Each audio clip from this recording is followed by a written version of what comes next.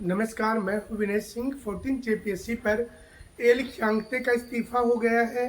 क्या इसके बाद जेपीएससी के मेंबर का भी इस्तीफा होगा? श्वेता गुप्ता को हिरासत में लेकर क्या पूछताछ चल रही है? दिन भर आज क्या हुआ, हर घटनाक्रम पर बारीकी से आपको जानकारी देंगे। एजेंसी के ऊपर कार्रवाई शुरू होती है दोपहर को लगभग 11:30 बजे। 1:30 बजते बजते न्यूज फ्लैश होने लगता है और एजेंसी के 3 लोगों को हिरासत में लिया जाता है। 2 अन्य लोगों को दूसरे स्थान से हिरासत में लिया जाता है, यानी कि कुल 5 लोगों से पूछताछ होती है। देर शाम को सीआईडी की टीम पहुंच जाती है जेपीएससी कार्यालय और वहां जाने के बाद श्वेता गुप्ता को लिया जाता है।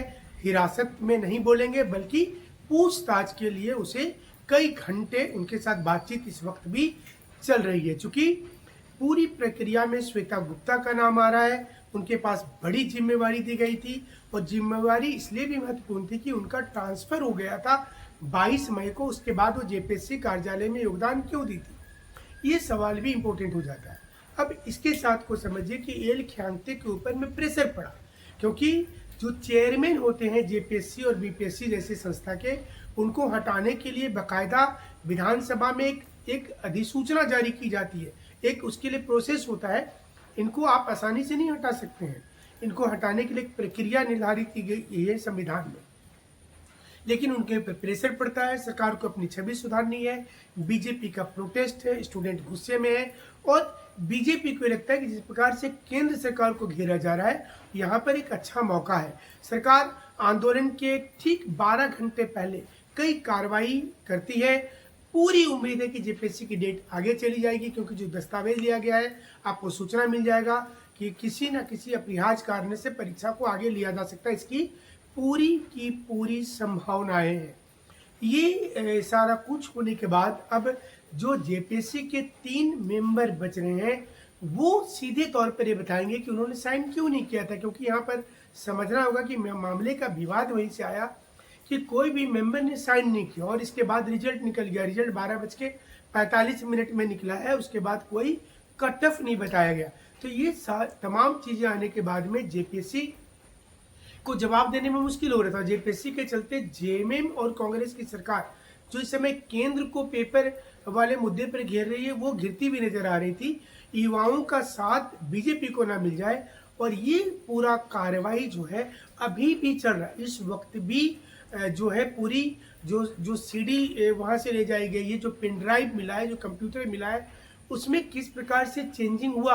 हरियाणा के वो 500 लोग कौन थे, वो हरियाणा वाले लोग कैसे एंट्री कर गए, किसी किसी जगह पर सीरियल वाइज कैसे हो गया, कहीं पर 1,000 रोल नंबर का डिफरेंस क्यों आया, ये तमाम चीजें सीआईडी को मिला है। और सीआईडी इसे लेकर गई। जैसे हमने बताया था कि कोर्ट में मामला अगर जाएगा और इसमें लापरवाही दिखेगी तो सीबीआई आ सकती थी। तो अब सीआईडी के आने से ये स्पष्ट हो गया है कि मामले में एक नया मोड़ आ रहा है। मीन्स हमें नहीं लगता है कि अब सरकार रिस्क लेगी 2-3 दिन में लेने का। तो ये एक बड़ा अपडेट हम तक निकल कर के आया है।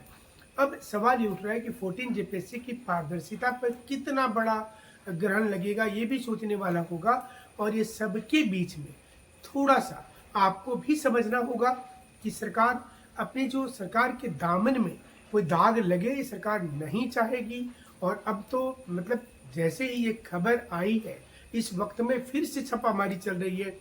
एजेंसी के ऊपर इसलिए भी जांच चल रहा है कि पिछले कई दिनों से ये न्यूज आ रहा था कि ब्लैक लिस्टेड है यार, इसको नहीं देना चाहिए था, बट सरकार ने दिया।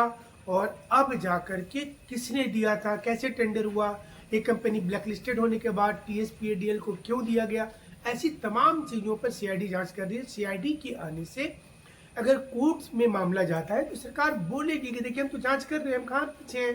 क्योंकि जेपीएससी में पहले भी सीबीआई जांच हुआ है और गंभीर परिणाम आए थे कि गाय पे ऐसे लिखने वाला डीएसपी बन गया, वीडियो बन गया, कई लोगों का प्रमोशन हुआ, लोग रिटायरमेंट की ओर जा रहे हैं। तो ये तमाम चीजें हैं। सोशल मीडिया का भी जमाना है, तो लोग चाह रहे होंगे कि कम से कम ट्रांसपेरेंसी होना चाहिए। और वो इस वक्त में स्टूडेंट एकजुट हो रहे हैं। बीजेपी का खुल करके समर्थन, मैं पिछली वीडियो में भी कहा था कि जेएसएससी सीजीएल में बीजेपी बैकडोर से थी, पर्दे के पीछे थी, खुलकर नहीं आई थी। इस बार बीजेपी सामने से आई है, तो बल मिला है पूरे आंदोलन को और उसका नतीजा है कि आज ये कार्रवाई देखने को मिल रहा है। हम आपको पूरी तहकीकात क्या कुछ चलेगी कल के वीडियो में अपडेट करेंगे, कल सुबह की वीडियो।